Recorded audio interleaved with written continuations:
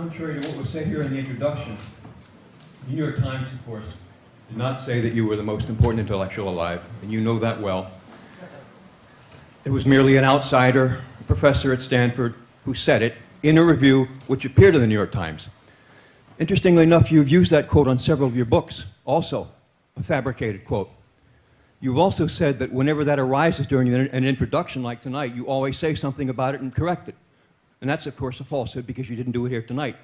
And that's happened in the past also. Number two, I couldn't help but notice the reference to Arthur Schlesinger. Apparently you still have something sticking in your craw about your bout with him, I guess it was around 1970, in which he exposed you for fabricating some Harry Truman quotes. That was the exchange in which he dubbed you an intellectual crook. So I guess that's still sticking in your craw even now. And finally, as to this notion of cheering for the home team, which obviously you don't do, there's somebody else you're cheering for. So I'd like you to be very forthright, like some leftists do, who say they are cheering for our opponents in various places around the world, quite clearly. Do you have the courage to tell us right now that you are pulling against us in Iraq and Afghanistan, that you're hoping we fail, that you support the terrorists, or you might call them freedom fighters, hoping they kill Americans? We get the point, yeah. Can I go through these points? On the first one, the quote, it was not by somebody interviewed, it was by a reviewer in the New York Times. He was interviewed. He wasn't, you said he was interviewed. I did not say that. Listen up. You did, but it doesn't matter. It was a book review. It was a book review, right. And it's true that I didn't bother to correct it tonight, but I almost always do it because it's funny. It's a very funny thing. What he actually said is, he's the most important intellectual in the world. How can you write such terrible things about U.S. foreign policy? I like that quote, so I invariably... That's not accurate either. I invariably correct it. You say you see it on the backs of books.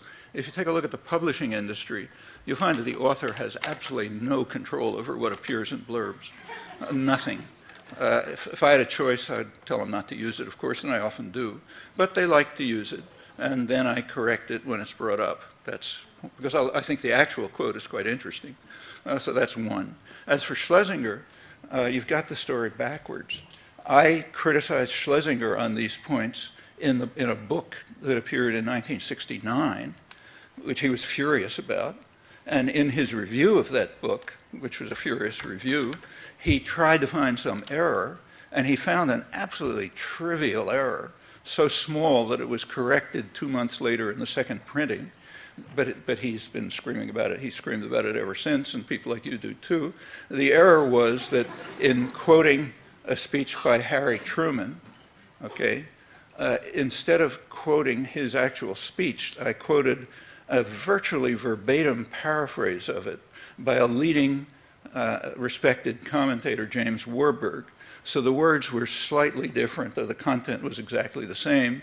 As I say, it was so trivial, it was corrected 2 months later in the second printing. It's a rare book that doesn't have some small error.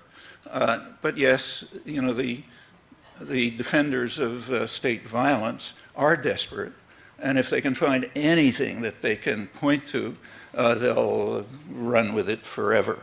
So that's the truth about the second point. As for the cheering, you heard what I said, and it's what I've written. I think we should pay attention to the population, okay? Population of the United States, population of Iraq, population of the world. We should pay attention to what they think. Of course, those who are, you know, supporters of state violence think we shouldn't.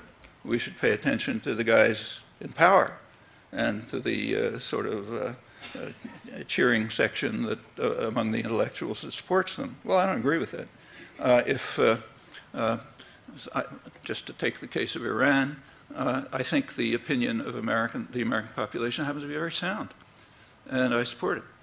And the same is true in Iraq. I think the opinion of Iraqis is very sane. Last December, the Pentagon released a study of focus groups in Iraq and reported it as good news. They gave a very upbeat report.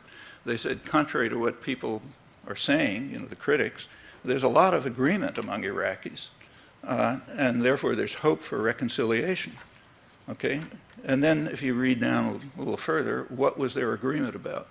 Well, there was overwhelming agreement among Iraqis that the United States is responsible for the ethnic cleansing and the sectarian violence, and that the United States should get out.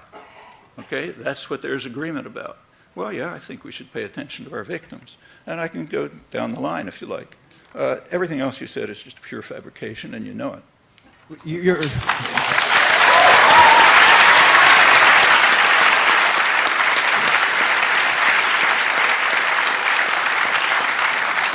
If you want to write me an email about it, I'll be glad to give you, you know. You haven't got the courage to tell who you're cheerleading for. Pardon? You haven't got the courage to tell us who you're cheerleading for. You've made your point. Let's go.